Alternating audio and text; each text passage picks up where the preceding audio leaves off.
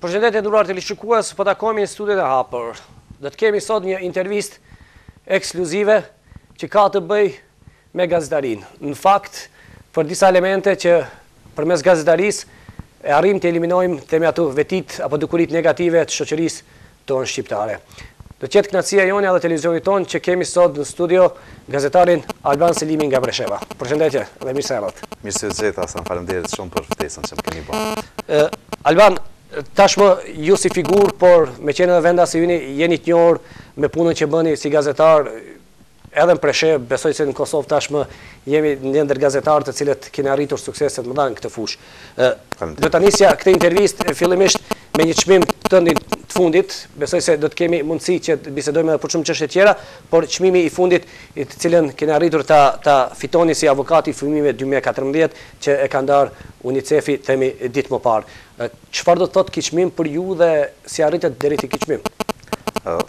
Fillimisht t'ju falenderoj që më kanë dhënë mundësinë për me qenë para audiencës më të ndjeshme për mua, për shkak se ta njerëz që na shikojnë sonte janë njerëz me cilët unë kam bashkëjetuar për 20 vjet këtu në Preshevë dhe jam rrit me ta, e kam kalu fëminin me ta dhe sot mu ka dhënë rasti që pikrisht për këtë pjesë të kohës që është më e mira ndoshta jetës me u shpall në Kosovë avokati i fëmijëve për vitin 2014 prej UNICEF-it, njërës prej organizatave më të mëdha botërore që merret me të drejtat e fëmijëve, por edhe prej organizatës Save the Children, që pasi që këto dy organizatat e ndajnë këtë çmim.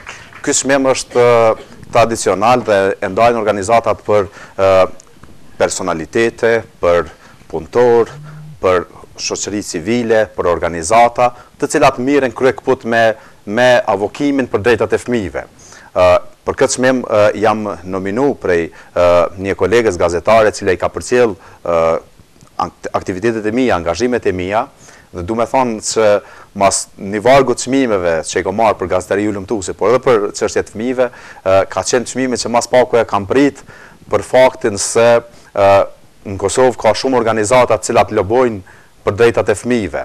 Dhe gjithmonë kam menduar që UNICEF-i si një organizatë ndërkombëtare më shumë i kushton ndoshta rëndësi organizatave të cilat edhe mirën direkt me drejtat e fëmijëve, por që kësaj radhe një panel i përbërë prej UNICEF-it, Save the Children, Ombudspersonit të Republikës së Kosovës, pastaj të koalicionit për të drejtat e fëmijëve, kanë vendosur që çmimin avokati i fëmijëve 2014 ma japin mua për shkak të shkrimeve që i kam pas të publikuara në gazetën Zëri e që kanë ndikuar sipas tyre direkt në përmirësimin e jetesës së fëmijëve në avokimin e eliminimit të shkeljes së të drejtave elementare të fëmijëve. Në tekst të veçantë do doja të thoja thatë se shkrimet e mia kanë qenë fragmentare, domethënë kanë sipas vlerësimit që kanë bërë kanë te kalu pritjet sa i përket raportimeve, sidomos kanë pas disa artikuj për mungesën e kujdesit që tregojnë institucionet për fëmijët e komuniteteve në Kosovë, aty që janë grupet marginalizuara që mund të konsiderohen, siç janë komunitetet araje, pastaj fëmijët e komunitetit serb, po gjithsesi kam trajtuar rastet e fëmijëve që janë të smur me leukemin, kam trajtuar mënyrat se si trajtohen fëmijët edhe me smundje tjera, përndryshe si vjetë kam hartuar edhe një raport bukur voluminës që pritet të jetë për publikun pas disa ditësh ende nuk është përfunduar, që trajton ekskluzivisht mënyrën se si janë shfrytzuar fondet e qeverisë së Republikës Kosovës për trajtimin e fëmijëve të smur nga leukemia. Aty kemi gjetë bukur hapësira të cilat kanë lënë për me dëshiru, megjithatë raportimet që i kemi bërë kanë ndiku apo një tërheqje që kemi organizuar në kuadër të kësaj përpjekje kanë ndikuar që të përmirësohet situata. Për shembull në klinikën e onkologjisë pediatrike në Prishtinë ku trajtohen fëmijët me smundje kancerogjene, për disa vjet nuk ka funksionuar një aparaturë për shkak të neglizhencës. Pastaj për shkak të neglizhencës së transferimit të një fëmije për trajtim jashtë vendit që ishte me leukemi, ne patëm vdekjen e tij. dhe ajo vdekje ishte mjaft goditse, domethënë një fëmijë 14 vjeç nga rajoni 5 vdeq, kurse procedurat neglizhoheshin për dërgimin e tij jashtë vendit. Dhe ajo që kemi kërkuar përmes shkrimit tona ka qenë që të shkurtohen ato procedura, dhe këto nuk e kemi bërë përveç me shkrimet gazet, por kemi bërë edhe përmes paraqitjes në debate të ndryshme televizive ku na është dhënë mundësia për me shpjegu procedurat. Ndoshta kam pas një përparësi për shkak të përvojës rreth 10 vjeçare të raportimit ekskluzivisht për çështjet e shëndetësisë dhe si grup më i ndjeshëm për mua gjithmonë kanë qenë fëmijët dhe sapo ofrohet shërbimi shëndetësor tek ta, në radhë parë edhe si prindi dy fëmijëve, domethënë se kjo ka rëndësi dhe të lidh ndoshta emocionalisht më shumë me problemin, po edhe për faktin që fëmijët apo shëndetësia prej momentit që vjen njeriu në jetë ballafaqohet me të. Domethënë në momentin që lind fëmia, vjen në institucione shëndetësore dhe edhe kur vdes njeriu, kthehet në botën tjetër përmes institucioneve shëndetësore. Domethënë jeta e njerit është e lidhur me institucionet shëndetësore dhe kjo më ka ndihmuar ekskluzivisht shumë që t'ju kushtohem çështjeve shumë praktike që kanë ataku fëmijët. Sfundi kam pas një varg raportimesh për shkuarjen në një të ashtu quajtur shkollë pediatrike në Belek të Antaljas, prej mëse 100 pediatrëve, shumica prej tyre ishin mjek të qendrës klinike universitare dhe ajo që kam raportu është përcjellë edhe prej shumë mediave tjera, përfshi radio televizionit publik të Kosovës, pastaj gazetave tjera, domethënë ne kemi nisë si zëri për me raportu se çush një kompani farmaceutike i ka dërguar mjekët në një shkollë të ashtu quajtur pediatrike, ajo s'ka qenë shkollë, ka qenë një seminar i zakonshëm, por për me arrit namin dhe për me arsyetu shkuarjen në Antalya e kanë quajtur shkollë dhe ideja ka qenë që të përshkruheshin ilaçet e asaj kompanie posa të kthehen mjek në Kosovë dhe kjo praktik tashmë është e njohur, ti i shkruan ilaçet e mia, unë ty të financoj Bregdeti, madje ka edhe raste të korrupsionit direkt kur mjekëve ju jepen të holla për me shkruar ilaçe të kompanive të caktuara farmaceutike dhe rezultati ka qenë shumë konkret. Pas shkrimeve që i kemi publiku, pas paraqitjeve televizive që kam pas, sepse pas këtyre shkrimeve kam pas një paraqitje një emision të mëngjesit në Radio Televizion Kosovës. Kishte një ofertë që ti ishit bashkë me ta? Absolutisht e kam pas një ofertë, madje në ora 2:30 natës më bë oferta se të shkoj, pasi unë në ora 2 natës shkova i përcjolla mjekët për Antalya, shkova i përcjolla për shkak se kisha nevojë me pa sa është numri i tyne, shkova i bona disa fotografi që më dushin për me ilustru për shkrimin, cilën e quajta nisën trimat për Bregdet, sepse me të vërtetë ajo ishte një nisje për Bregdet, jo një nisje për një workshop, sepse atje më shumë u bë çejf se sa shkollë. Sipas informatave që i mora prej dorës parë, sepse kisha unë disa mjekë që ishin atje e që më informonin direkt për rrjedhat, për shkollën, nëse mu i me i thanë shkollë. Dhe ajo që doja të them është se pas shkrimeve u hodh në komision disiplinor drejtori i klinikës pediatrike, një mjek i atyshëm të cilin më vonë nuk e gjetën vendin e punës, edhe pse do duhej të ishte në klinikë gjatë kohës sa kolegët e tij kishin shkuar në Antalya, është largu prej shefit dhe si rezultat i kësaj, domethënë patëm në refleksion direkt edhe prej menaxhmentit. Ishim një katalizator që e shtyi menaxhmentin e shërbimit klinik spitalor të Kosovës për me bë diçka. Sfundi para pse të vija në Preshev, e mora dhe informat të fundit që menaxhmenti tashmë ka ndërprer praktikën e përshkrimit të ilaçeve me emra të kompanive, duke kërkuar që ilaçet të shkruhen vetëm me emra gjenerik, dhe kjo mendoj që do të jetë një goditje e madhe për ata që kanë financuar këtë shkollë, sepse mjekët mos do të kenë të drejtë që të përshkruajnë ilaçet me emrat e kompanive farmaceutike. Sa i përket raportimit fragmentar, nëse muj me qujt, unë kam pas raporte se qysh fëmijëve në shkollat e Prishtinës ju shtrembrohet boshti kurrizor për shkak të çantave të rënda dhe tek tash e patëm një rezultat konkret kur komuna e Prishtinës bëri një zgjidhje për fëmijët, thjesht djali im nuk e merr çantën 10 kg kur shkon në shkollë, po një pjesë bukur të madhe të librave do t'i lej në dollapat e shkollës. Dhe mendoj do të ndërlidhesh edhe këtu. Para disa ditësh unë mendoj që edhe fëmijët në luginën e Preshevës janë më të marginalizuarit në Republikën e Serbisë. Dhe këtë e them me faktin se unë kam informacione shumë të sakta se në Beograd nxënësit i marrin ka 2 par libra. këto i ka marrë prej kolegëve gazetarë. Shtu të pak të ndahen me rastin fillimit vitit shkollor. Dhe kjo praktik nuk ndodhë në luginë e Preshevës ku nuk sigurohen asnjë palë libra, ne e dim se çka ndodhi si vjet me librat, ne e dim se çka ndodh me abetarën. Do thonë, unë mendoj që në Serbi më të marginalizuarit janë fëmijët shqiptar të Luginës së Preshevës atë, cilëve përveç të drejtës për arsim u mohon edhe drejta tjera elementare. Ne këtu e kemi një maternitet i cili ka kushtuar miliona euro që nuk mund të funksionalizohet për shkak të një leje që nuk e jep Ministria e Republikës së Serbisë, domethënë Ministria për Shëndetësi, dhe unë mendoj që kjo bëhet me qëllime krejtësisht diskriminuese. Dhe po më vjen mirë që këto fjalë po mundem me i thon pikërisht, apo nëse më me thon avokimin tim po mundem me shfaq pikërisht për fëmijët e këtij vendi ku edhe jam rrit, sepse a ditë edhe kur e mora çmimin premtova se do të vazhdoj të avokoj për të drejtat elementare të fëmijëve. Nanat shqiptare detyrohen për me shku me lind vrajnë, qoftë lindjet normale, apo detyrohen me lind Kosovë ku pastaj hasin në vështirësi të regjistrimit të fëmijëve.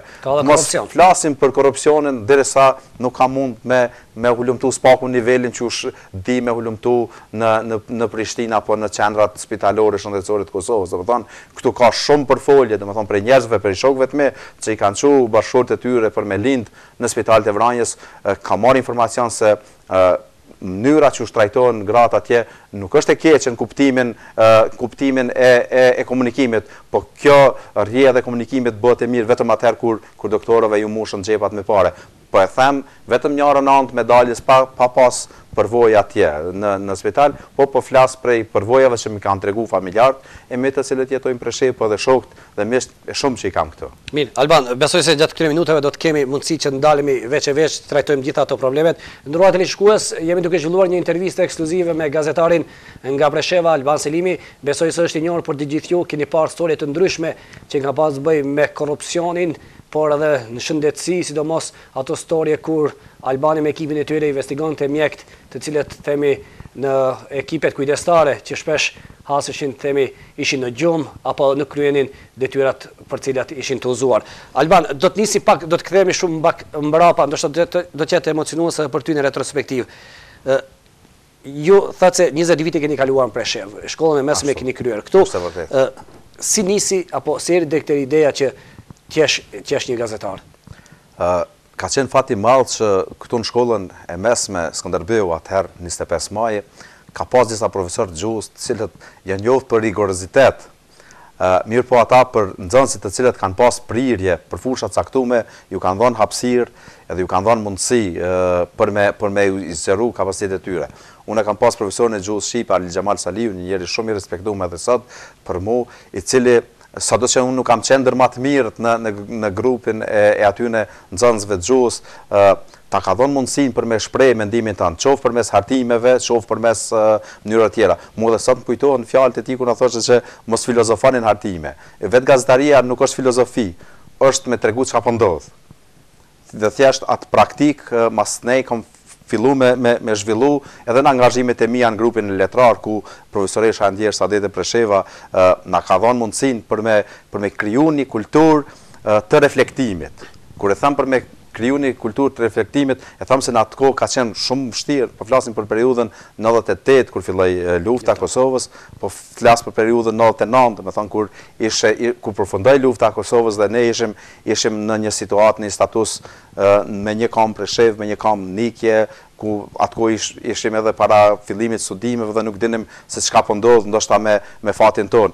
Dhe profesoresha Presheva na mësoi që duhet thjesht përveç që nëse kemi diçka apo nëse dim diçka me nda me të tjerë, domethënë për me reflektu tek opinioni. Dhe kjo mundësi na u dha përmes angazhimeve të shumta që bëheshin atko përmes grupit letrar Migjeni, edhe që fokusin e aktiviteteve i kishim këtu në shtëpinë e kulturës. Pastaj fillova të mirësh edhe me shkrime, më kujtohet se shkrimin e parë kam publikuar në gazetën Zgjimin vitin 1999, ka qenë një udhëpërshkrim i imi prej kandit tim tashëm shumë një profesional gazetaresk, po prej kantit atëherë shumë perspektiv. Ai udhëpërshkrim që edhe sot e ruaj është e ka pas për titull një citat të poetit të Mjerimit, Mixhenit, edhe ai shkrimi im i parë ka qenë, ndoshta ju ka dediku fëmijëve, për atë edhe e kam një lidhshmëri, ndoshta ka qenë Mjerimi e pjek fëmijën para se të burrërohet. Kështu është quajt ai titull ku kemi folur për luftën e Preshevës, për humbjet që kanë ndodhur këtu, për atë se çush fëmijët e kanë përjetuar luftën në luginën e Preshevës, dhe ka qenë e maj mend shumë mirë atëherë, ka qenë një tekst i mirë pritur, spaku pa ta marrë lavdrata për ish drejtorit të shkollës dhe njerëzve që më kanë inkuraju për me vazhdu me shkru. Dhe kam vazhdu pastaj me shkru poezi, prozë, të një niveli mesatar në gazetën Jehona, pastaj fillova studimet në Universitetin e Prishtinës dhe atje me të shku pata fatin që fjalët e deportonit me që ka qenë fat i madh fillet e para, domethënë të deportimit në gazetarinë apo në përforcimin e gazetarisë i kam pas në gazetën e studentëve të Universitetit të Prishtina Bota e Re, ka qenë një gazetë shumë e njohur. Për fat të madh aty ka qenë Albina prej Preshevës, Albina Bilalli, e cila ka qenë duke punu në atë gazetë dhe përmes kontakteve që i bana me Albinën dhe njëkohësisht ishte redaktori i përgjithshëm Arben Fetoshi, ish drejtori i Radio Kosovës më vonë, ai i cili na testoi paraprakisht dhe i pa ndoshta aftësitë për me u marrë me gazetari dhe na i dha mundësinë. Dhe aty mundësitë tona normal që i zgjerum, pata rastin aty me taku student të dallum, sepse gazeta mbledhte student kryesisht të dallum të fushave të ndryshme, të cilët binin shkrime për fushat e tyre për me votu, qoftë për letërsi, qoftë për histori, qoftë për kulturë. Mbaj mend se pata votu aty në Fejtan për Idris Seferin, si student, domethënë, dhe në atë kohë takova aty njerëz të cilët sot ekskluzivisht janë në pozita të ndryshme, po kryesisht janë marrë dhe merren me gazetari. Më vonë vazhdova pastaj u ndroi menaxhmenti i botës së re, ndroi edhe struktura organizative e gazetës, unë vazhdova të mbeten pjesë e kësaj gazete, atëkohë pjesë e redaksisë ka qenë edhe zoti Bekem Ajdini nga Presheva, por rreth 3 vite unë u angazhova në këtë gazetë. Dhe duhet të them se angazhimi aty ka qenë me disa pagesa simbolike, edhe shpesh herë edhe kemi punu pa pagesë, po s'kemi dashur me shkëpu, domethënë, s'kemi dashur universitetin me lanë pa një gazetë vetën. Më vonë u bona antari i ekipit të redaksisë, ekipit redaktues, kur redaktori ishte Ahmet Jashari, dhe kështu vazhdom, domethënë, rrjedhën e punës,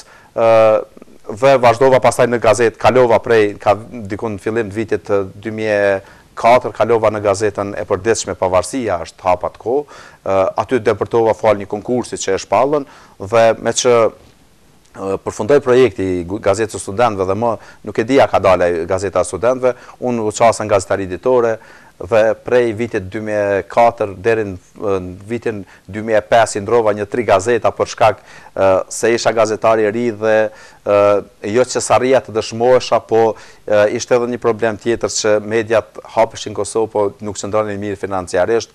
Unë hyra në një kapitull të ri ku më duhej ndoshta atë përvojën time edhe ta materializoja, sepse kisha edhe nevoja materiale si gjithë njerëzit tjerë.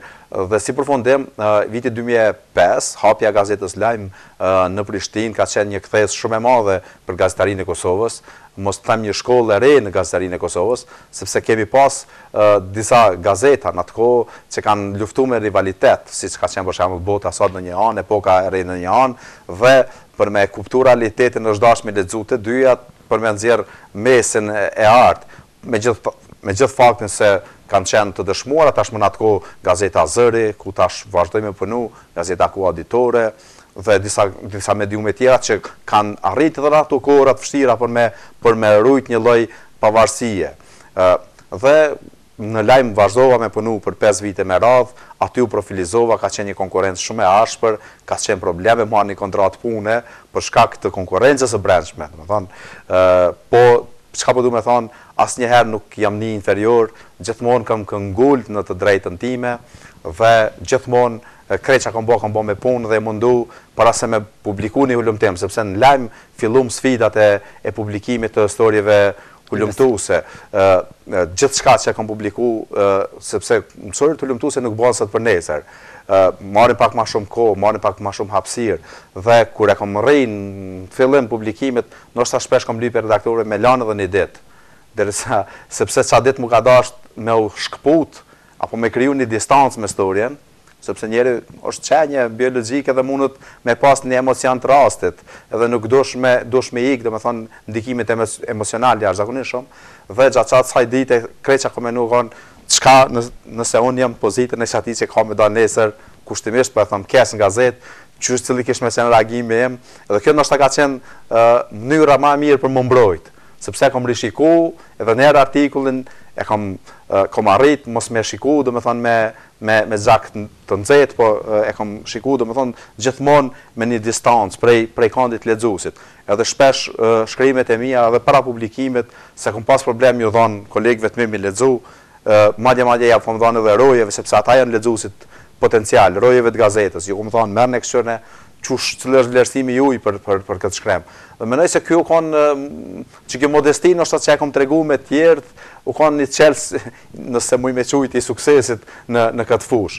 Alban, më pas, temi, pas angazhimit tim në lajmë, nëse do të më pyesni për këtë, vazhdova me punu në gazetën për Birnin, për rjetin Ballkanik, gazetarisë ulëmtuese. Sepse do dojmë dim, kur nisi temi aj intensiteti juaj për gazetarin investigative, sepse kemi parë në shumë storje që sot... aty ka viti 2007-2008, kam fillu në mënyrë intenzive me u marrë vetëm me gazetari ulëmtuese, edhe ato sfera më ndjeshme ka qenë shëndetësia dhe sfera sigurisë. Me thonë, kemi shkru raporte me sensitivitet të lartë për çështjet shëndetësisë, si për shembull që ka qenë ai rasti nëse e kujtohet i lanjes pa oksigjen të rreth 60 bebeve atku në klinikën e ginekologjisë, që kanë qenë korrupsioni me bananet, që se kishin hangër asnjëherë pacientët e qendrës klinike universitare ndërkohë ishin fakturu me vitet tona, që ka qenë skandali i placentave në qendrën klinike universitare të Kosovës që u hetu edhe prej unmikut në atë kohë, me thonë pas shkrimeve në gazeta. Sa ishte rrezikshme, themi, ai me doni të gjithë këto pjesë të anësore, sepse rreziki, pastaj Kosova e pas luftës vinte një periudhë kur themi media nuk kishte në atë nivelin, ndoshta për ta thënë atë pjesën e realitetit, sepse politika kishte ndikim gati në shumë media dhe i kontrollonte ato. Unë ndoshta është fat i madh që pjesën intenzive apo kur unë fillova më marrë në mënyrë intenzive me gazetarin vitin 2005, domethënë, kur ndodhe një lloj shkputje prej medias edhe politikës. Pikërisht në atë kohë një njeri, një biznismen i fuqishëm, që ende nuk i kishte shpërfaq ambicjet e tij politike, e hapi një medium ku gazetar filloi mi pagu mirë, filloi mi trajtu mirë, filloi mos mi u përzi në punën e tyre. Spaku po flas për një 3 vjet e gjysmë, derisa ai person nuk hyri në politikë. Po flas për Bexhet Pacolli. Ai ishte pronari i lajmit, domethënë, ai normal që kishte ambicie politike, por donte që përmes medias tij ta tregojë një realitet të Kosovës. Dhe këtë e arriti. Mendoj që gazeta Lajmi ka ndihmuar Pacollit për me hyrë në politikë. Ka qenë një faktor shumë i rëndësishëm që ai ka hyrë në politikë, sepse opinioni kosovar filloj me pas një pasqyrë për realitetin apo për gjendjen reale të Kosovës. Lajmi nuk është marrë vetëm me politikën. Lajmi është marrë me atë pacientin që ka nejt u prit më shumë se 2 orë në derë të spitalit dhe që ajo ka qenë tema lajmit. Lajmi është marrë me atë plakun që si ka shku pensioni për 3 muaj ditë, ai s'ka pas parë me shku deri te qendra kur dash më lajmëru që është i gjallë. Domethënë, u marrë me tema të jetës qytetarëve. U marrë me tema vetëm me tema me ndjeshmëri, domethënë, dhe ato kanë ndikuar shumë në krijimin e një pasqyre. Po këtë fakte kanë shfrytzuar pastaj gazetarët, domethënë, që për çat periudhë kohore me bë gazetari, e cila i ka shpërblyer ata direkt, i ka shpërblyer me profesionalizëm, dhe aty ke mujt me rujt pavarësi nëse ke dasht. Sepse kur nuk të ka ndodhur ty me thirr redaktori, me thonë bënë një temë për me diskreditu dikën, absolutisht. Tema ka qenë e caktuar, fatimat që aty kanë punu njerëz të njohur, domethënë gazetarisi Halil Matoshi, zoti Rugova, Arbeni, pastaj kanë punu redaktor Imer Mushkolaj, Nazmi Elezi, disa njerëz që kanë njoftë bukur mirë median, dhe ata kanë qenë edhe një shkollë për neve trive. Ndoshta kanë qenë një shkollë moderne, sepse na kanë shliru për emocioneve, sepse Kosova në mas luftës ishte nën emocionet të mëdha, po du me thonë që qaj viti 2005 e krijoi një diskrepancë, e krijoi një kufi mes asaj që ndodhet në mediat Kosovës dhe asaj që do të ndodhet në të ardhmen. Jeta në Kosovë, emisioni Jeta në Kosovë, ku vazhdova me punu pastaj prej vitit 2009, ishte një shkollë e re, jo vetëm për mu si gazetar, por edhe për gazetarinë ulëmtuese në Kosovë. Jeta Xhara bani që me emisionin e vetë me deportu bukur thellë në porët jetës, falë dhe mbështetjes ndërkombëtare që kishte, me thonë. Dim që birnin në Kosovë, donator kryesor ka Fundacioni Rockefeller dhe aty pastaj ka qenë një çështje bukur pozitive. Se njësët këtë rukëtim, me që kemi parë shumë storje duke ndërlidhur me shëndetësinë, kemi parë të storjet kur Birni ka pas disa projekte për monitorim. Projekt kryesor të monitorimit e ka pas drejtësinë, po një fushë bukur që ka trajtu bukur me vëmendje ka qenë edhe pjesa e shëndetësisë. Dhe unë tashmë isha profilizu bukur mirë, isha mos them ndër gazetarët më të profilizuar për fushën e shëndetësisë dhe e mora një ofertë thjesht për me fillu me punu për ta pas disa emisioneve që kisha qenë si mysafir në cilësi të analistit edhe të politikave shëndetësore. Atë kohë thirrëshim ligjen e vjetër shëndetësisë, s'kishim dhe vazhdojnë, mos kemi sigurime shëndetësore dhe tema të qartë që Jeta ka trajtu tema të shëndetësisë, më ka pas, më me thonë si adres apo si referencë, qoftë për me indimu për realizim të reportajëve, qoftë për me qenë direkt në studio për me u ballafaqu. Cili ka qenë rasti i parë që kur keni filluar, me që në Birn filluat tashmë të merreni me storit temi përmes kameras, që tashmë shiheshin për gjithë ka qenë 2009 kur fillova të Jeta në Kosovë, fillimisht si bashkëpunëtor sepse vazhdoja me punu edhe në lajm, realizova bukur do reportazhe, 2010 fillova të jemi rregull, domethënë te Birni deri në 2013, ka qenë një përvojë bukur e mirë, ka qenë një kënaqësi me punu me një ekip bukur dinamik, muj me thonë ndër ma dinamik që i pa ta taku ndonjëherë në gazetaritë Kosovës. Aty kam pas rastin me bë storje të cilat edhe më janë shpërbly. Në vitin 2010 fitova çmimin kryesor për gazetari hulumtuese televizive. Ishte një storje për korrupsionin që kishte godit apo që goditi më vonë gjykatën komunale të Klinës, spitalin e Pejës, në lidhje me siguracionet e veturave. Tashmë kemi persona të dënuar bukur gjatë si rezultat historieve që i pata realizu, bëj fjalë për një aksident trafiku, konkretisht kjo ishte vetëm vegza që arritëm e shkput në linjën e thellë. Se arritin të përtonin në këto story, sa ishte vështirë për ekipin tuaj? Ne patëm kriju tash një farë emri për gazetarinë hulumtuese dhe njerëz adresoheshin shpeshherë kur kishin probleme. Në rastin konkret unë mu ka adresuar një qytetar i cili ka tregu që ka problem me një fond të cilin për i kërkon dikush që ta nënshkruaj. Dhe thjesht ai kish dilema, megjithëse e kish kuptuar edhe ai që bëj fjalë për korrupsion dhe thjesht një vullnet mirë që donte me godit korrupsionin, ai na u drejtu neve personalisht. Kam qenë vëllën kujtohet në pushim vjetor, e pa thënë ndërprej pushimin se ka qenë storje që kërkoj ke angazhim maksimal.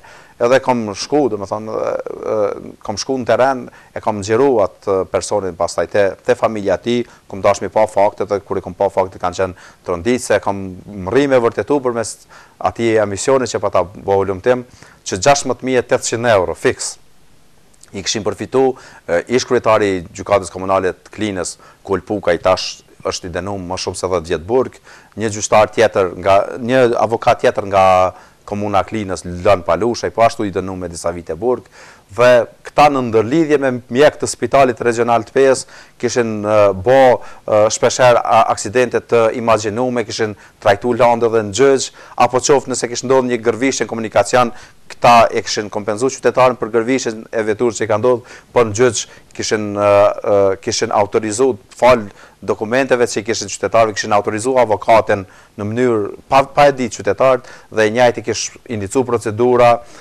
duke përfitu miliona euro në këtë formë prej gjyqeve fiktive që i kishin marrë. E ndërkohë në gjykatën komunale të Klinës kishin prit apo ishin djeg mira land pa u trajtu, domethënë të cilat presnin në rend, gjykata s'kish kohë më marrë me ato land, u marrë me land fiktive me qëllim të përfitimit të gjyqtarëve. Dhe kjo storje, domethënë, ishte storja vitit 2010, na është përbly prej UNDP-s dhe Asociacionit Gazetarëve Profesionistë të Kosovës, ishte çmimi për storën më të mirë që thash televizive. vazhdova me të njëjtin intensitet punës edhe më vonë, konkretisht në vitin 2012 prap isha fitues i të njëjtit çmim në këtë kohë në emisionin Drejtësia në Kosovë bashkë me kolegun Kreshnik Gashi fitum çmimin.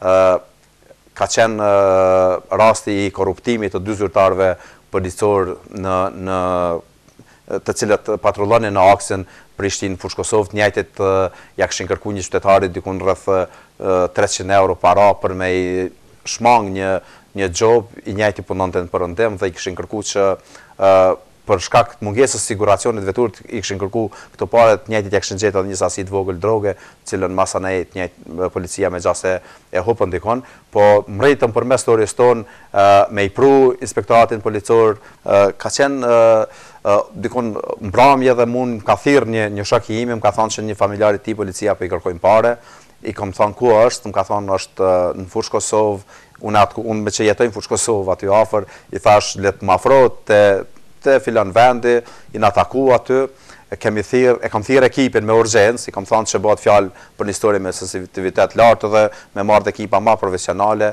edhe di që kolegu Kreshnik Gashi i ka vesh kostumet, po çorapat ka rrumi vesh.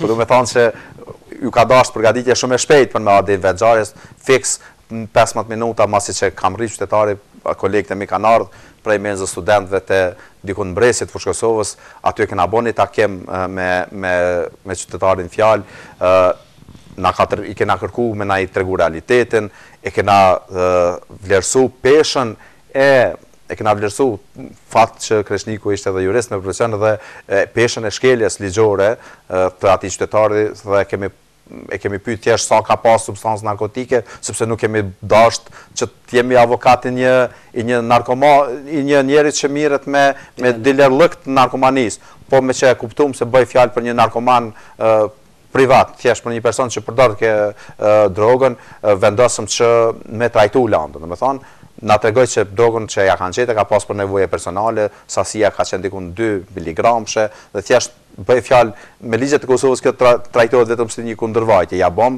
me dia qytetar që nëse vije puna në gjyq, ai do të përgjigjet për ato 2 miligram drogë që pastaj i zhdokën policia. Nëse eventualisht dhe ai pranoi normalisht që të bashkëpunoj me neve me një kusht që të mos paguaj 300 euro dhe të mos ketë dhe të zbulohet korrupsioni.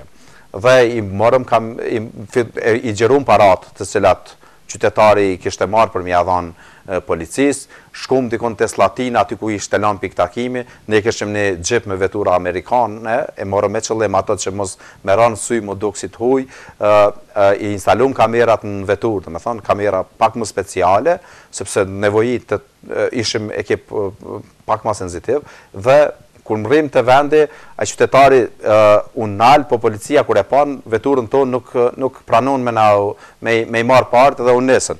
Tash vetura me cilën udhtonte qytetari ishte e para, ne ishim pas tij dhe policia filloi më nis me nga makinën e tyre pas neve.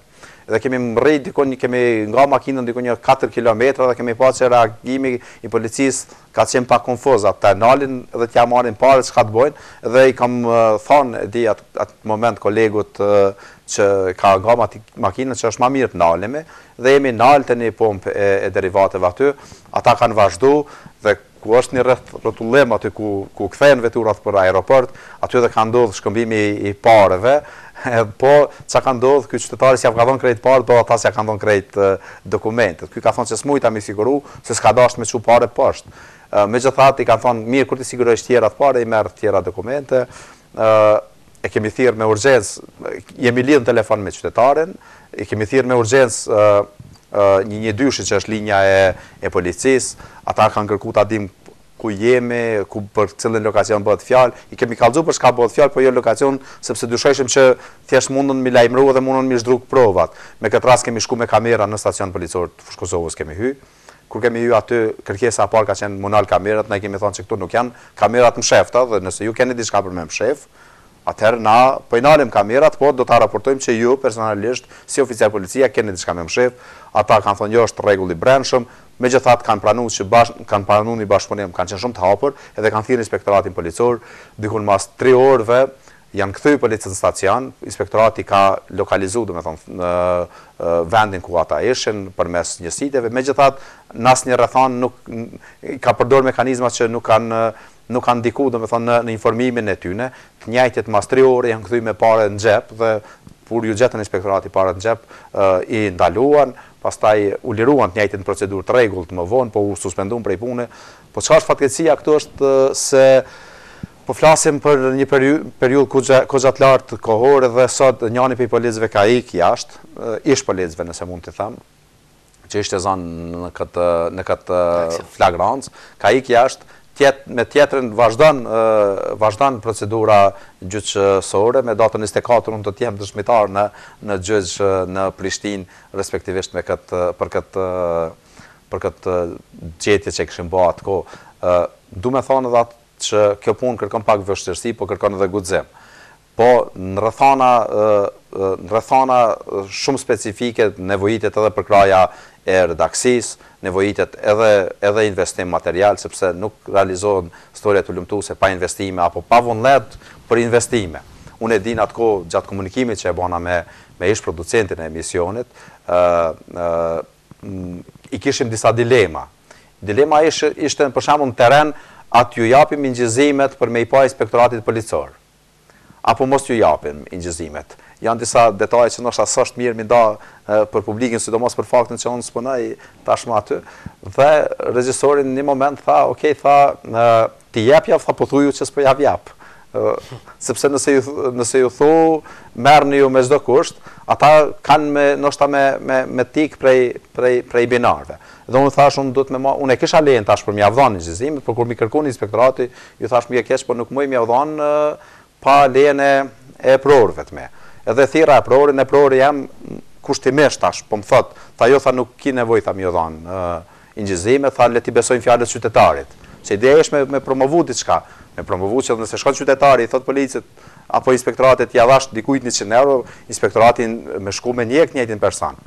Dhe po nas muj me vazhdu tutje hulumtimin tonë inspektoratin, nëse ju s'na jepni provën, unë thësha po t'jepi ty sa është numri i parës, po t'i njekë, në fund në gjyq na do t'i ballafaqojmë faktet. Dhe erdhi një moment kur i thash mirë, thash që unë thash po vendosi me thy rregullin e shefit, ndonë se unë e kisha lejen për shefit, thash po me një kusht që ju me reagu, tha po mos po kiti pengesa pastaj nëse të rregullin e shefit, thash që unë pëthej javash gjerimet i pa i njejti, dhe çka ndodhi tutje mas aty në xherimeve, do me thonë, reagun, e thash, do me thonë, epilogun, qëllishte, po ndërkohë, kur erë puna e suspendimit, gjithë shka ndodhi brenda policisë. Dhe thash, i njëjtë inspektor filloj me thonë, po unë nuk mu i sante mi avdhon informatën, sepse kam probleme tash me shefat e mi. Thash, ja, unë e theva rregullin. Me shefull, thash, shefat janë të piqa ajtë e shpia, na tash jem të e bo punën, na vendosim këtë qka pojmë. Të lutem, thash, shka keni vepru, pastaj edhe aj vendosit ne mund qasaj me thy atë rregullin e shefave. Po do me thonë që do të punë, kogja e madhe, po do të edhe investim. Po do të në moment edhe gjeturi, do të me qenë pak dinak situata me vepru me dinakri, sepse për një element shumë të vogël mundët me tik një fakt. Ka mjaftuat në atë polici vesh me blenë një Coca-Cola dikon me atë parë dhe faktet ishin eliminu. Edhe unë jam i sigur që ata sot këshin me vazhdu me punu nëse i këshin bon një veprem t'il. Milon shpesh në shoshni e thëmë që kjo puna e 100 euro që shukamit aty në policëve për 3 ore ma shumë në gjep, më ban thjesht me besu në ato barcoletat e shumë ta për policinë që thuhen. Alban, mirë, besoj se kemi shumë storje të cilat ju i keni bërë sa i përket gazeterisë hulumtuese, por prap unë e kam fiksim atë, sepse ajo video materiali që keni bërë në shëndetësi, ato mjekt që shpesh i keni gjetë duke fjetur në kujdestari, dhe vërtet sa kanë qenë interesante për teleshikuesin, kanë qenë pak themi edhe atë momentin se si jeni shprehur me ata pak humoristike, pak atraktive kanë qenë. Ajo ka qenë një zhanër i gazetarisë që ndoshta nuk është modest në sonde me thonë me një emision, po kur e kom kry atë storje, e kom marrë një lavdat që sot e maj mend, me thonë mu ka ngulin kokë pej regjisorit, edhe a i ka thonë që ajo storje ka mu transmitu në fakultet gazetarisë ndoshta mas 50 viteve, ndoshta kur s'ka me qenë Alban Selimi. Ka qenë një storje që ka tregu një realitet shumë të hidhun të kujdestarive në institucionet publike shëndetësore. kemi marrë kamerat, jo kamerat më shefta, ka qenë kamerat hapura, edhe kemi vendosur me shku natën me shiku se si funksionon kujdestaria në për qendrat mjekësisë familjare. Kjo për fakti se qendra emergjente, si institucioni nivelit terciar mjekësor, natën Prishtinë është ekskluzivisht e ngarkume. Për një rast banal, për shembull, për një dhimbje të vogël apo për një gërvishtje, njerëzit vijnë prej Stogut, prej Xhakovës, prej Deçanit direkt në Prishtinë. Kjo edhe ka kosto, por dhe ngarkon qendrën e cila do të më marr vetëm me pacientët që janë në minutat e artë, po e tham kushtimisht. Dhe për me ik, domethënë, dhe ne kishim informatat që mjekët në qendrat familjare ndonse paguheshin njëjtë me këta zotnit që punojnë në emergjencë. Bëjnë punë më pak. Jo bëjnë punë më pak, po flajnë gjatë natës. Edhe qysh me ataku këto, po i marrim kamerë të bëm një skenar bukur të mirë, morëm njerëz, morëm ekipe, sepse kjo punë nuk është lehtë me shku dikujt në natën dhe me nxon të flajt edhe me thon doktor, a je çua ki flajta, çka ke bozonte. Thjesht shasja jo nuk kanë mos me ofendu kërkan, me pa as mos me bë moni të ofendum, sepse runa zot me ofendu dikan, as mos me bë me uni i ofendum dikush, po thjesht me pasqyru realitetin. Dhe kemi shku në disa qendra, më kujtohet kena hi, kur nuk i kena gjetë mjekët në vendin e punës, kena fillu pak me bo hajgare, në kuptim të qasaj që sa mirë koka, më kujtohet në Klin, për shembull, ishte muzika lëshume, ashtu ka mirë me arë me bo një darsëm, njerëzit u sillshin, doktorat flejshin, ka pas edhe momente të pavoleshme, kur dikush ka provu nështë edhe me ngritë canin, ku e merë një ju këtë këna thonë, na jena të e kry punën tonë, njëjtë qëshin të e kry ju punën e juvë. Na i kena punë për me monitoru, ju e keni punë me kry detyrat e juja, më konë në qendrë vëmendjes. Dilemat janë konë rreth asaj se a duhet apo jo të mjek, ta lejon apo jo të flenë gjatë kujdestarive, dhe këtu dilema na i kanë hiqë pastaj inspektorati shëndetësor i Kosovës. Megjithatë, ajo historia është majtë mend edhe për natyrën e humorit që kena mbron më brenda asaj, po ka qenë edhe një parakamerë interesante, për shembull kur kemi shku në Pej, ne tek mos i kemi dalë prej institucionit shëndetësor, ka ardhur sigurim edhe na ka kërkuar me u legjitimu. Edhe humborin atras ka thonë që tash këty ne ju dul gjumi tash, tamam për një me. Edhe nuk e kemi bërë veç një herë. Ideja ka qenë që pse njerin mundet me zonë gjumët në karri, kena dasht me këshyra, a është një realitet kjo. Jo, a është, përveç që është realitet, a është dukuri kjo puna, apo është diçka e rastit. Edhe për më u binë që është dukuri, kemi shku ka 2 herë, apo edhe 3 herë të njëjtin institucion. Por shembull në Pej 2 herë kur kemi shku, 2 herë kemi gjetë njëjtën ekip, edhe të 2 herët i kemi gjetë duke vlejt. Edhe bile ka qenë një moment herën e dytë, ati doktorit ju ka prish, kur e ka kuptu që janë ekipi jonë, tu dal ju ka prish dera dhe ka met me disa minuta ka met në imbyllën. Ka qenë thjesht një përvojë interesante kjo.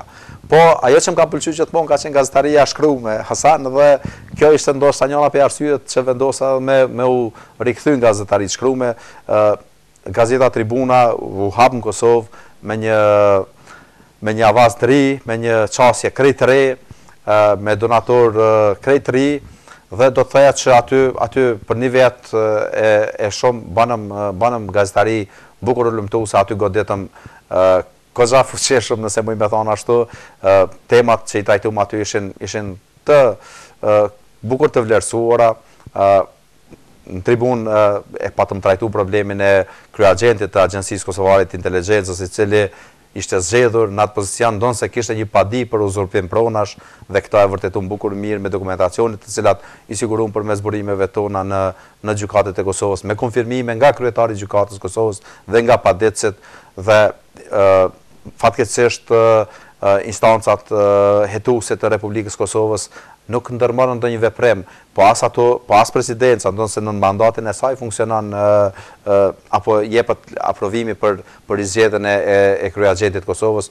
E maj mend që kur kam shku me u taku me kryespiunin kosovar Bashkim Smakaj, ka qenë një qasje shumë rigoroze, ashtu hajtë mos po friksohet kë, dhe pyetjen e parë që më ka bazët një jam ka thonë Alban, se unë kam linë Vranj, Alban t'je i Vranjës, në kuptimit që mos jetë na i shpion të këtë, edhe unë ja kom përmen katurën e ti, kam thonë, po, zoti Smaka ma pas ke lexuar të njoftimin, po e di edhe unë për ty që i filon katunit, po s'ka në rëndësi këto gjana, kojna ardhë me bisedu për këtë temë, ka qenë një takim zyrën e ty, pastaj i relativizum, më ka thonë që vi shpesh për shevi, këmë thonë, po është e vërtet, bile me që kisha vetur me targat Republikës Kosovës, detyrosha me ardhin kufi njëherë pa ta ardhur me biziklet, sepse kam marrë një habi përdori bizikletat bukur shumë, edhe i tregova tash herën e fundit bashkisht ashtu, tash herën e fundit prej kufirit kam u thu deri në Preshevë me biziklet, tash për atraksion, tash që unë se mshej këtë punë.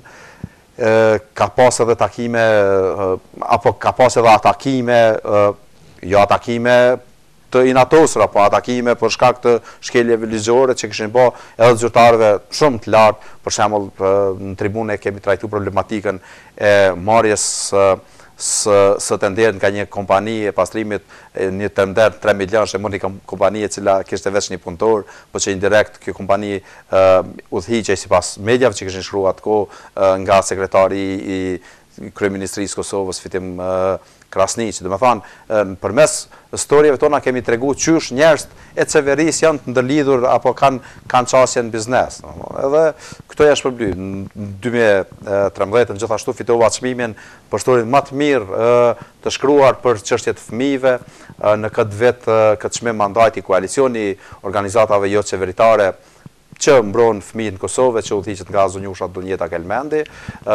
Ky koalicion, ky çmim muj me thonë lirisht që ka se një motivi imi që të avokoj shumë për fëmijët, sepse te kur kam rarë në kontakt me zonjushën Kelmendi, por edhe me zyrtarë tjerë të konvit, kam fillu të futem ma thellat në atë botën e fëmijëve dhe në diskriminimin që bëhet fëmijëve, bëj fjalë nëse mundem me ta shpjeguar këto për një shkrim i cili i trajton të martesat e hershme, sidomos të komunitetit në Rom, Ashkali dhe Egjiptas, kishim 15 vjeçar të martuar ka 2 herë, të cilët nuk punonin askon, të cilët e kishin lanë shkollën, kishim rrëfimin e një vajze e një burrit në një vajze e 15 vjeçare e cila kishte vdek me njëherë pas lindjes për shkak se kishte marrë seps në spitalin ginekologjik, i kishte lanë një fëmijë jetim, kishim rrëfimin e babait të vajzës, i cilin atë kohë kujdesej për fëmijën, i cilin ja kthej babait biologjik tek pas shkrimeve që i bëm ne. Domethënë se atë kohë për shkak të konfuzitetit ligjor edhe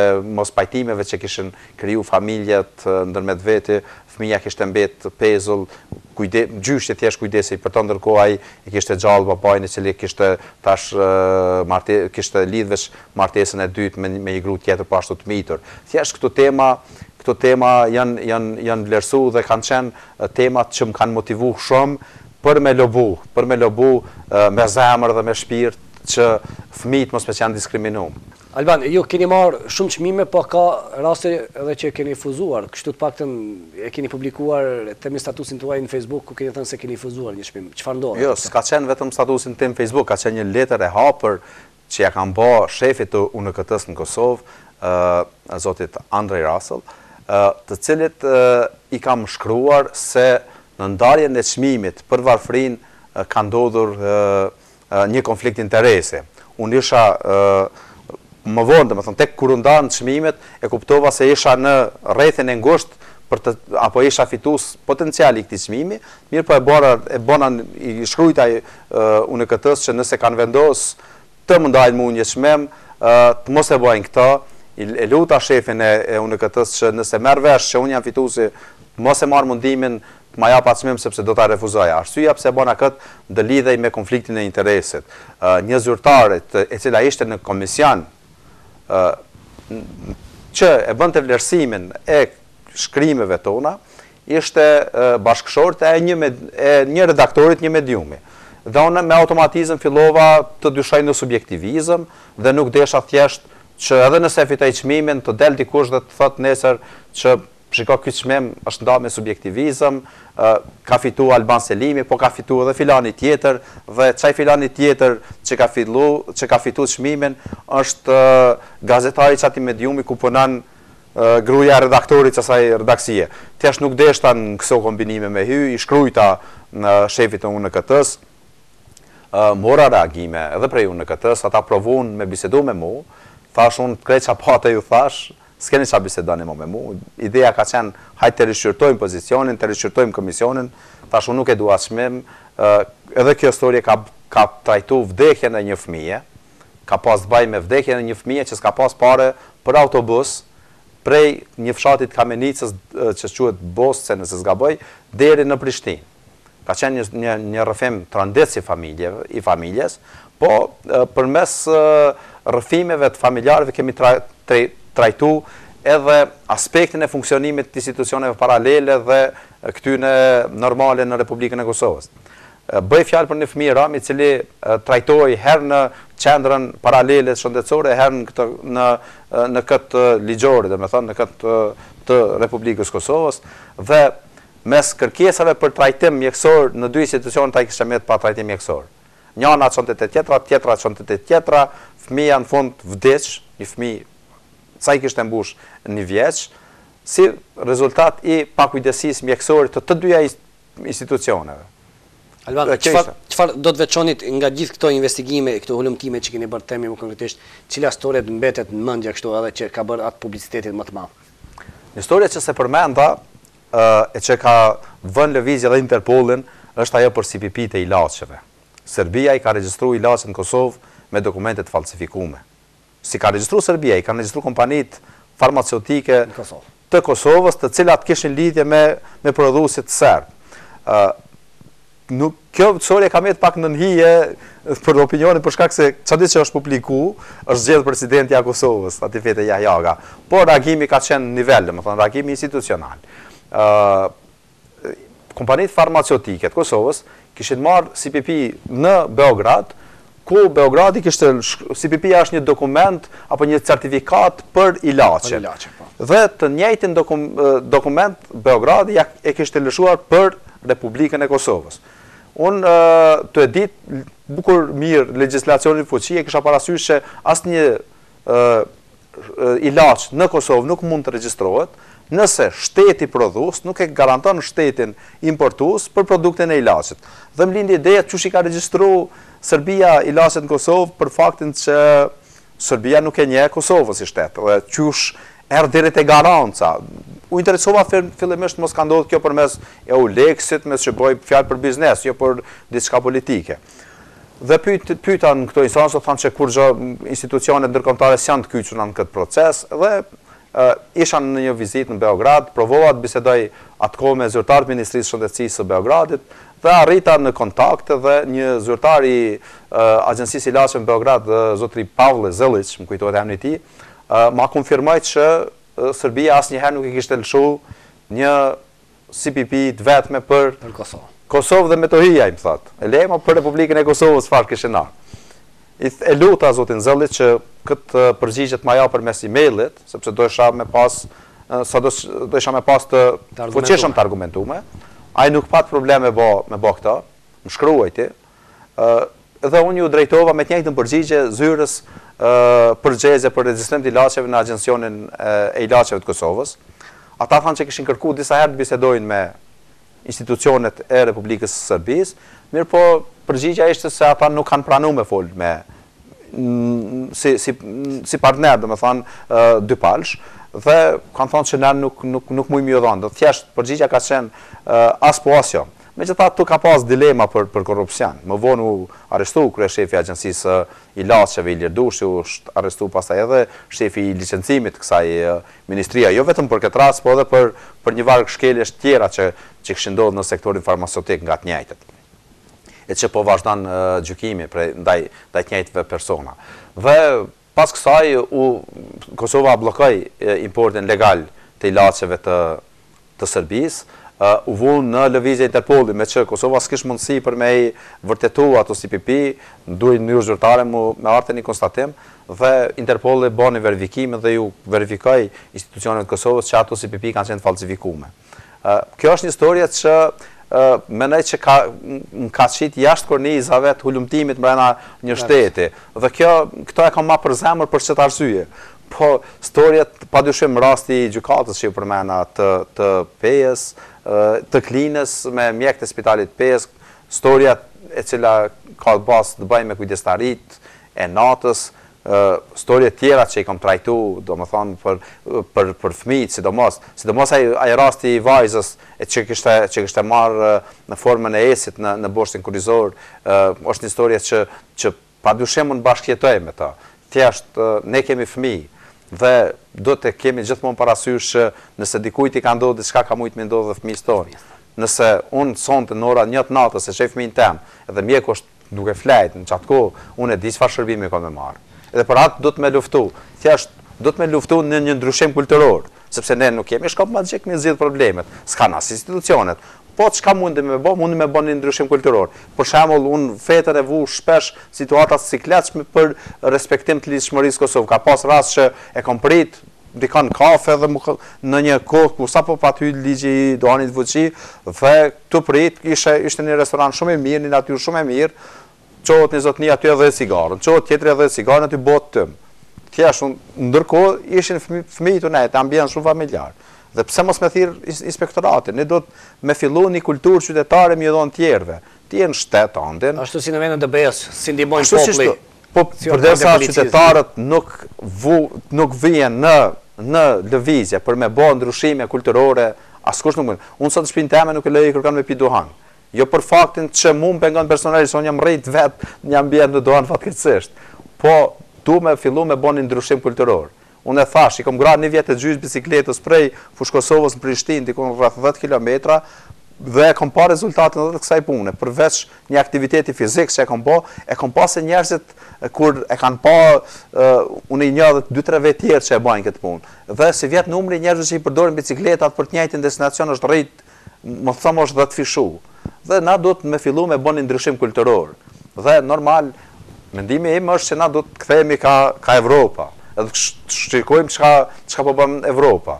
Nëse Mark Rutte, që është një kryeministër i Holandës, shkon në punë me bicikletë, pse s'e bën këtë Alban Selimi? Pse s'e bën këtë atë tjetër? Thjesht e di që ka paragjykime. Unë shpesh herë kam kthyer njerëzit, e kanë kthyer shpinën, a kemë këtu që shohim televizor që se pi gra bicikletës, po s'jomni as në rrethon keq. S'jomni keq sepse bicikleta është një mjet i transportit, çush është vetura. Qysh është autobusi, qysh është tramvaj, qysh është treni. Në varet të cilën e zgjedh për me shku në punë. Po do të me zgjedh gjithmonë ato që është më praktike, po gjithmonë do të me zgjedh ato që është më padëmshme. Mos flasim për një mjet që është edhe i shëndetshëm. Alban, besoj se jemi në fund të minutave të kësaj interviste. Një pyetje shumë direkte, sa është e vështirë që të punosh gazdarinë investigative dhe çfarë duhet temi një ekip i tërë, sepse shpesh kërkohet që edhe ne këtu këtë preshev me shumë hallet tjera që kemi temi të paktën për liritë elementare, kërkohet që të bëjmë një gazdari investigative. Kush duhet qetë ai mbrapa temi, ai motivuesi? Varet Hasan statusi i institucionit. Shumë ka rëndësi statusi i institucionit i cili mirët institucionit medial. Në vende që janë provinca, e them me keqardhje që edhe në Kosovë, po edhe në vende tjera është problem me bë gazetari ulëmtuese.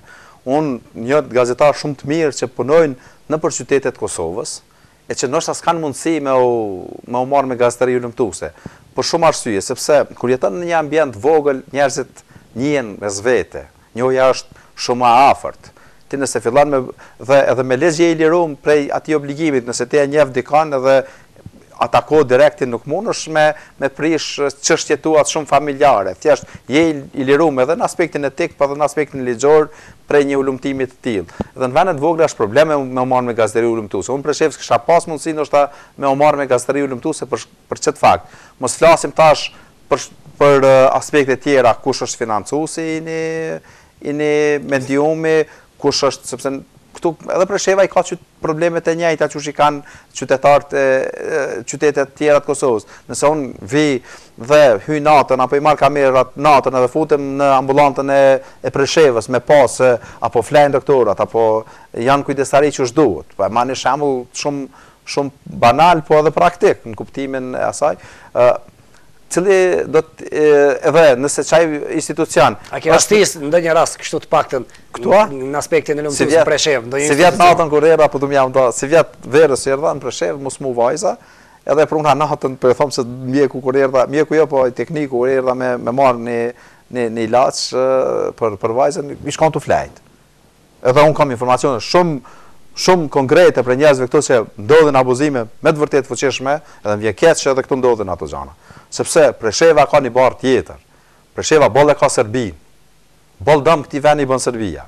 Dhe gjithë ta njerëz që janë këtu, çta që kanë met, se tash mos të shesi moral natë që spaku s'kemi mujt me dhon kontributin tonë të mjaftueshëm këtu.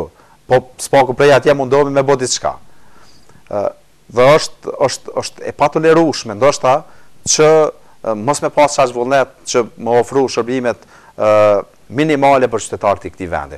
Unë kam informacione që edhe në ambulantën e Preshevës ndodhe njëjta gjë që ndodh atje. Shpesh më ka thonë njerëzit, hajde bërë edhe këtu se duhesh mi livrit edhe këtu të xhana. Po ndoshta është treg tjetër medial në raport me Kosovën.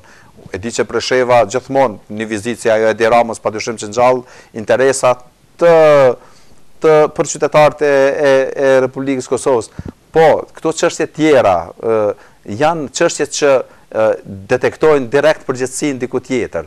Dhe derisa detektohet përgjegjësia në institucione të Serbisë, nuk mundesh me kërku një shtet tjetër përgjegjësinë një shteti tjetër, se di sa po di me elaboru mirë këtë gjë. Dhe kjo ndoshta është arsye pse mediat e Kosovës nuk kanë shtrirje këtu, përveç temave politike dhe ngjarjeve më të mëdha që i përcjellin. Alban, a ndi vetën të rrezikuar shpesh në Kosovë, me që ke pas të bësh me shërbimin inteligjent, ke pas të bëj me njerëz me zyrtar të lartë qeverisë Kosovës, të cilët them e di çfarë është rreti në Kosovë, si funksionon. Ka pas raste asant që raste kërcënimi, me që ishte një debat më sa më kujtohet për një për prodhimin e barnave, edhe kur ai person që drejtua tha ndoshta dyshonte në aspektin si tha më herët, ndoshta je një agent i Serbisë që vjen të kontrollosh Kosovën apo në Kosovë është mod kur njerëzit nuk kanë fakte thojnë apo kur dikush i kanë provon me fyn kuptimin e asaj që kur do me shpërfaq mungesën e faktit thotë ai është bashkëpunëtor i Serbisë. Domethënë kjo është mod tash Kosovë, po njerëzit e dinë kush është bashkëpunëtor i Serbisë e kush nuk është bashkëpunëtor i Serbisë. Ai debat ka qenë në Koavizion, se s'gaboj në emisionin Pulsi, ku kemi folë për kontrabandën me ilaçe, për prodhimin ilegal të ilaçeve. Dhe thjesht kur një profesor i universiteti, që sapo pa dalë pe burgut për të njëjtat veprime, u vun siklet pe fakteve që jasjolla tha, ti më koni mirë kështë në vendanin, s'kështë artë me na drejtu neve. Thjesht ai me ato veprime normal që nuk e vlerësoj kurkush, spaku pe feedbackut që mora mas emisionit, që spaku këtë bësh me një profesor i universiteti. Po du me thonë që unë nuk jam një rrezikum asnjëherë derisa i kom qitë në vete që ato storjet që i kom publiku. Gjithmonë kom thonë, unë jam të e bo një punë, nuk jam të e bo për inatit kërkuj, po sepse kom profesion. Ka pas rase kur dikush ka kërcënu? Ka pas rase telefonit apo në mënyrë ka pas në para 3 ditëve mbylla një rast, para 3-4 ditësh e mbylla një rast në prokurori, para një viti filloj me më kërcënu dikush prej telefonit. E mbylla atë rast pasi që nuk e vlerësova të rrezikshmërisë lartë si kërcënim, e vlerësova se ishte një reagim ad hoc i një personit, që s'po du m'ja thonë emrin këtë rast. Ka pasur edhe raste të kërcënimeve direkte, më ka thonë drejtori i klinikës dermatologjike, për shkak ka thonë si të nxo pa rrej stups nuk e la. Po tash është nivel, ti nuk mundesh me dhaj, kam thonë burrën kam adresë. A ka pasur raste kur kanë dashur themi të korruptojnë në një mënyrë që të heshtësh? Nuk ka pasur si raste të tendencës të korruptimit direkt. Për fat mirë nuk jam ballafaqu sepse e kam një adresë edhe për këtë punë, po s'kam pas këso raste. Është fatmirësi që kur një jetë s'm ka thonë dikush çore mos e bën çet punë. Ka qenë historie, po du me thonë që kam pa fillu me trajtu, po nuk kisha mungesë të informata për konfirmim. Edhe kur fillova me u lumtu në qatë pjesë, që masanej e publikova të njëjtën më si konfirmova, dikush kishte shku të i vllajem edhe kishtë omë dhe ku e ka shpinë, se përdojnë na mu taku, për shka për gjithë mund, për përdojnë na mi avlin një dhurat, që apo di, si farë, thjesht, vlatët asë mos provani me shku, sepse ju thirë polici. Dhe kjo ka ndodhë, di, po nuk ka ndodhë naj tendencë e asaj që mos e qëtëstorjes, po t'japë që ka spare, në qësë situate, fatmërsisht, s'm ka qitë kërkush se isha detyru me qumë polici. Alban, do të vazhdoni me këtë mision dhe sa ka shnuar progres gazetaria në Kosovë, por edhe do të një komentu edhe për në Preshev të paktën. Unë nuk jam monitoru si regull, dhe nuk mëjmi përcjell shumë mediat në Preshev, po me gjithat më gëzën faktit që këtu kemi media, qytetarët e di që informohen edhe përmes televizionit tuj dhe kanë respekt. Unë shpesh herë për ngjarje të rëndësishme, shpesh shoh storje në YouTube që i publikani, pa mundësi për me ju ndjek direkt dhe më pëlqejnë mënyra e realizimit, kam pas storje jashtëzakonisht të mira që janë realizu, do me thonë, në televizionet lokale në kushtet të cilat këto i kanë, e di që është një treg shumë i vogël, e di që ndoshta është një munges e përkrahjes fuqishme për me u marrë me gjana më të mëdha, megjithatë këto media që janë Presheve kanë dhënë provimin e vetë për me informu qytetarët në këto rrethana çfarë janë. Unë e di që mundet me u bo nështë edhe shumë a shumë, po edhe në Kosovë mundet me u bo shumë a shumë. E them që ka një revizjet madhe në raport, nëse flasin vitin 2000, edhe në vitin 2014, kemi një diskrepans të madhe, me sasaj se qysh ka qenë gazetaria, dhe me thonë, me njerë pas luftës qyshërtash. E përmenda shembullin e Epokës Re dhe gazetës Bota Sot, dy gazeta që njerëzit shkruajnë pa fakte, edhe njëna palë dhe tjetra. Ullë ke para kompjuterit njerët dhe ke burimet mija në shtabin e UÇK-s, thoi se filan Fisteku e ka dhunu një vajzë 15 vjeçare. Kjo është e pamoralshme, mendoj. Kjo është mercenarizëm gazetaresk. Fatkeqësisht ndodhin gjëra të tilla. Po edhe sot, po në mas shumë të vogël. Kemi një këshill të mediave të shkruar në Kosovë që i trajton bukur mirë rastet e abuzimeve nga ana gazetarëve. Kemi edhe këto raste. Ka pas edhe dënime. A keni përkrahje nga ky këshill, themi, nga shoqata e gazetarëve? Realisht shoqata e gazetarëve të Kosovës nuk ka mrri për me dhënë maksimumin e vet për me mbrojt gazetarët. Kemi pas ndikim politikës edhe në caktimin e njerëzve në këtë fushë. Ne e dim kur një kompani e lidhur ngushtë me qeverinë e pati prunë një autobus me punëtorë një televizioni lokal, edhe nuk o dit aty a kanë qenë ata njerëz shoferat të redaksisë saktume, a kanë qenë ju kanë marru begjat me naditës me sa e di, edhe kanë mri mandatin e kaluar me zgjedhjen kryetare. Nëse të kujtohet, unë kam qenë këshillinicius për shkarkimin asaj kryetare mas një kohës dhe e njëjta kur e kuptoj misionin ton, vendosi me dhënë ndërheqje. Tash disa muaj kryetari Asociacionit Gazetarëve të Kosovës është zoti Zakaria Shabani, një gazetar bukur i respektuar për çështjet të ekonomisë në Kosovë. Megjithatë, unë ja kam thënë edhe Zakariait edhe s'po hezitoj me thënë edhe publikisht që gazetarët në Kosovë nuk janë të kënaqur edhe me angazhimin e kësaj përbërje të AGPK-s, ndoshta për shkak të faktit që asociacioni nuk po mrrin me mbledh fonde, përmes cilëve do të bënte organizime, do të bënte konferenca, do të bënte avokem për gazetarët. Gazetarët në Kosovë mas shumë di ka nevojë për avokem. Ka nevojë për avokem sepse jo që janë grup i marginalizuar, jo që janë grup i atakuar, po janë grup i pambrojtur. Thjesht unë cilësohem si çdo qytetar i thjeshtë i Republikës Kosovës, kurse unë mirë me problematik të rëndë, e haj zotnia mund të më ballafat tjetër, mund të më ballafat shumë me një aksident komunikacion apo me një çështje tjetër. Do të thonë, ligjet për gazetarët duhet të sforcohen dhe këtu të jep kontributin e vet Asociacioni i Gazetarëve. Ne e dim rastin e neve kur qeveria pati insistu që gazetarët në Kosovë ta rregullojë me ligj, domethënë këtë çështje pati insistu që gazetarët në Kosovë madje të tregojnë edhe burimet e informacionit. Dhe nëse do të ndodhte kjo, atëherë ne do të krahasoheshim vetëm me Korenë dhe me vende komuniste ku shteti thotë s'ka dën. Alban, me që jemi në fund, dhe se keni qenë diçka për fund, dhe duke parë këtë aspekt gazetaresk, tha se Lugina kuptohet ka probleme shumë të mëdha, ndoshta aspekti gazetaresk është më i vështirë. Dhe a do të vazhdoni të raportoni edhe për Luginën e Preshevës? Unë mundohem me dhënë kontributin tem në Prishtinë, edhe për të trajtu apo për me avoku për Luginën e Preshevës. Me që fizikisht nuk jam këtu të shumë të nekos, nuk kam mund direkt, po për ngjarjet më dha gjithmonë unë jam pika referencës për redaksinë ku punoj. Kam pas disa reportazhe si vjet, kam shkruar për maternitetin, kam shkruar për vizitën e Edi Ramës, kam shkruar për çështje të ndryshme për prezencën e madhe të xhandarmerisë në Karadakun e Preshevës, për tema, domethënë, që preken interesat e qytetarëve. Dhe do të vazhdoj që të shkruaj pse jo edhe për Preshevën, po jo të vi këtu dhe të stacionohem dhe të bëj gazetari vetëm prej këtuj, domethënë ta bëj korrespondentin e këtuj, për shkak se kontrata ime kërkon diçka tjetër. Alban, faleminderit dhe ishte kënaqësi që të kishim sot. Faleminderit shumë për ftesën. Ndërruar televizionist, kemi realizuar një intervistë ekskluzive me gazetarin Alban Selimi, tashmë është i njohur themi në Republikën e Kosovës, por edhe më tej për punën e tij të palodhshme që ka bërë sidomos në aspektin e lumtues të shumë institucioneve të Kosovës. Kemi folur për sfidat e tij dhe për sukseset, sidomos çmimet të cilat Albania ka arrit të rrëmbej. Ishte kjo tërë për këtë intervistë. Shpresoj që ne do të kemi intervista të tjera me Albanian dhe për shumë çmime të tjera, por do të kemi mundësinë të kemi edhe gazetarë të tjerë nga Lugina që veprojnë në Kosovë. Takohemi në intervista e radhës. Natën e mirë.